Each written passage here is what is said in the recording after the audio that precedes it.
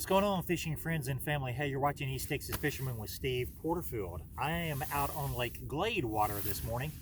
It is January the 26th. It has been raining in Texas for about a week and a half, and then right before that we had snow.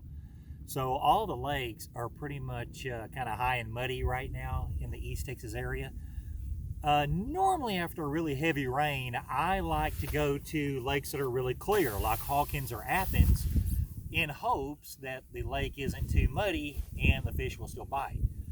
But today I did something just the opposite of what I normally do.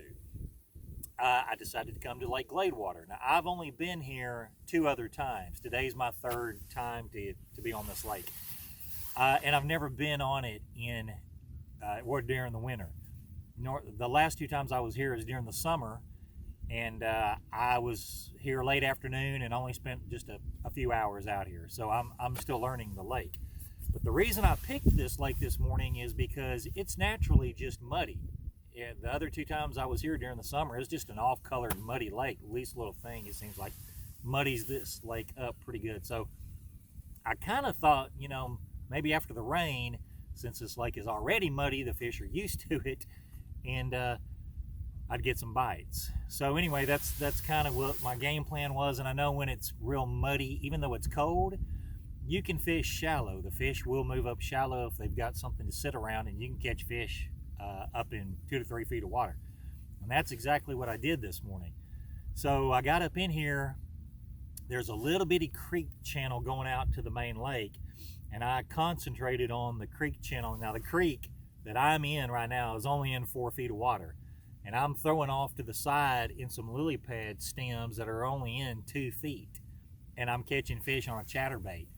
This morning when I first got out here, they were hammering it. Now, I'm not gonna lie, I didn't come right back to this spot because I don't know the lake.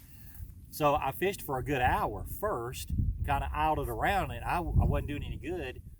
And then I came to the very back of the lake, and the further I came back, I noticed the water warmed up. I'm almost in 60-degree water temperature right now, where I'm sitting right now.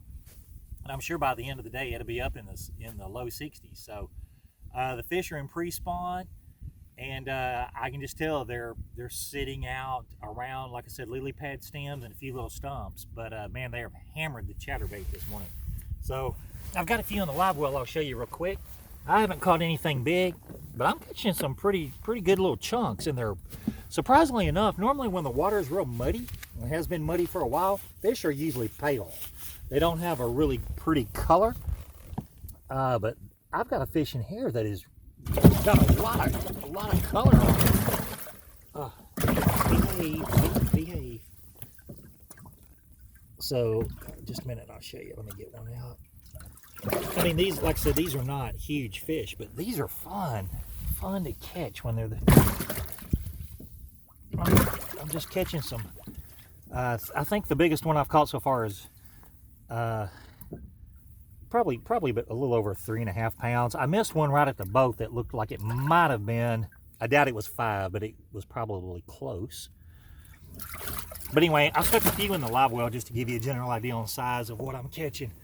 So that's the size I'm catching. I mean, that's not bad, especially on a chatterbait up shallow. But see, you can tell they're nice and healthy, fat fish.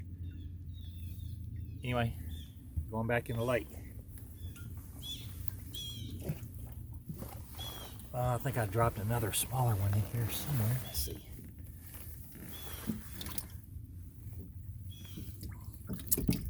But like I said, back up in the very back of this lake, water when I got back here was 58 to 60 degrees.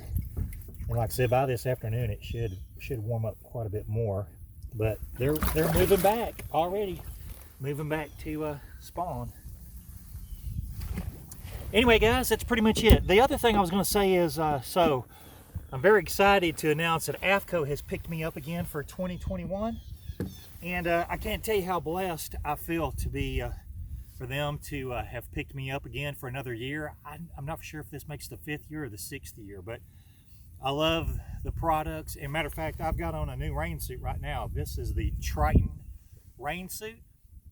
It's designed pretty much like the hydronaut. The main difference is this rain suit isn't as heavy. It's not quite as thick as the hydronaut, which is good. It's supposed to warm up today, and I wanted to try this because I wanted a rain suit that was a little lighter than the hydronaut. The hydronaut's great during the winter, but once it starts warming up, it's a little warm for me. So, like I said, this is the Triton rain suit. It's got the green logo on the side. I really like it so far. Like I said, just a little bit lighter than the hydronaut. But anyway, the bibs are made the same also. It's got the pretty wide, well, let me get this one done, I'll show you. It's got the wide straps that go across the shoulder with the Velcro. Makes it real easy to adjust. And the pockets and everything are kind of pretty much the same. Like I said, it's just not quite as heavy, not quite as thick. But when I got out here this morning, it was 38 degrees, and I had on this and a little jacket underneath, and I was fine. So it's still enough for, you know, what I'm doing as far as keeping me warm right now. So anyway, that's pretty much it. I'm going to keep fishing. It's still early, and man, it's been a pretty good day out here so far. So I just want to rub it in. Robert Alexander should have been out here with me this morning.